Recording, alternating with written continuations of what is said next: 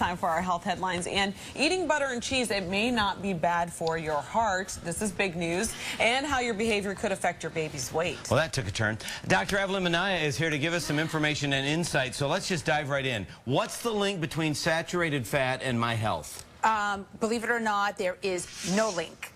In other words, what? I know, we've been told for decades and decades, yet another thing that we have to not worry about. Okay, so this is really one of the biggest studies that were actually done. There were 350,000 people, okay, and we did what we call a meta-analysis. These are randomized controlled studies, which is really the gold standard of what we consider as true medical literature. And what they found is that saturated fats, so things like in butter and cream and in milk and things like that, really does not impact as much as we thought in terms of heart disease.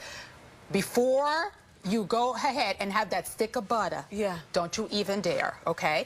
What we're saying to you is that there are different kinds of fat, and I think that it goes to prove once again the human effect, that everything in moderation is what we want, and exercise and, you know, all the things that we already know. But when you say it doesn't affect the heart, right, it still will make us heavy, won't it? Won't we put on weight? Yes, we will put on weight, and that's the whole point. But, you know, everybody thinks that if we put on weight, and it's also, you know, these are the effects that it has on the heart, because what it does is that it increases that clog formation, right?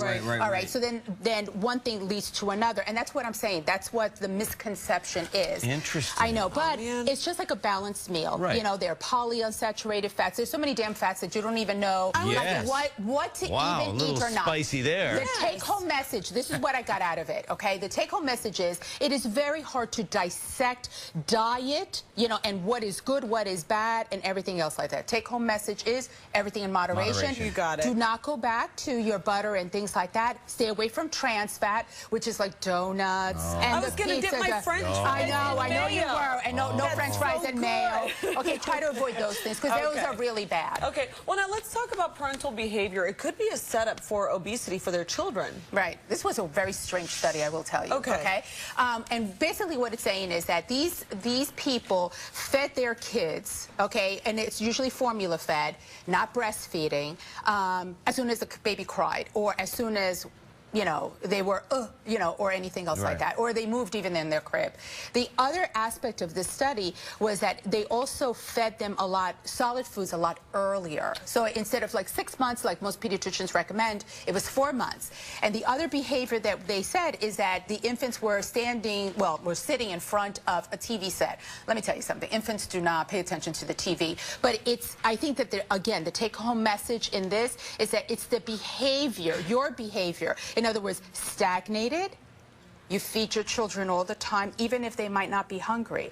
And I think a re-education of what we need to do in terms of feeding our children and things like that, that's what needs to be revamped. You've got to listen to the signals. I feel like, you know, just because it's been 3.5 hours, if my son is engaged and he's not hungry at that point, I'm not just going to give him a bottle because it's that time where he's supposed to eat. And that's what it is. And I think that that's part of our reorganization skills, that it's not with a bottle, or it's not breastfeeding all the time, and that it's a bonding time. It's more, you know, conversation time. And granted, we as parents, we're very busy. Sometimes we're in the kitchen. Sometimes it's, you know, so we're kind of guilty because of our lifestyle also. So like I said, you have to balance it out. And I really don't necessarily agree with their take-home message, which was that breastfeeding really decreases obesity, because there are a lot of studies that actually says it really doesn't, especially after the age of 2. Right.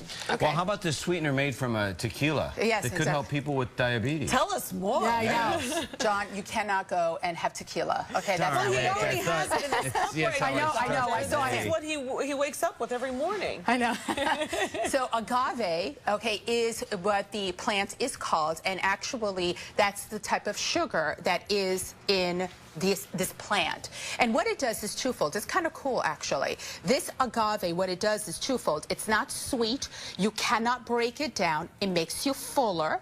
It makes your stomach empty slower. But most importantly, which was really awesome, it increases actually the insulin. Remember, insulin is produced by the pancreas, and that's what lowers your sugar. So not only are you not adding sugar, but it's also increasing your insulin so that it's lowering your sugar. I think that that's fabulous. And it's called, again, what's it called? Agave. Just look for agave, and it comes from the tequila plant. It comes from the tequila plant. Now, that does not necessarily mean that you put tequila. No. Okay, you know what I mean? Because a lot of people mistake that, you know, and we don't want to get that message out there. But if you do medical professional, choose a sipping tequila if you do. All right, so now some good information for us. Thank you so much, Dr. No problem. And happy birthday to my mom. Oh, happy birthday, Mom. Happy birthday. What's her name? Milagros. Milagros. Feliz cumpleaños. Oh, happy birthday, Happy birthday. Mama. Oh, thank you so much. Thank you.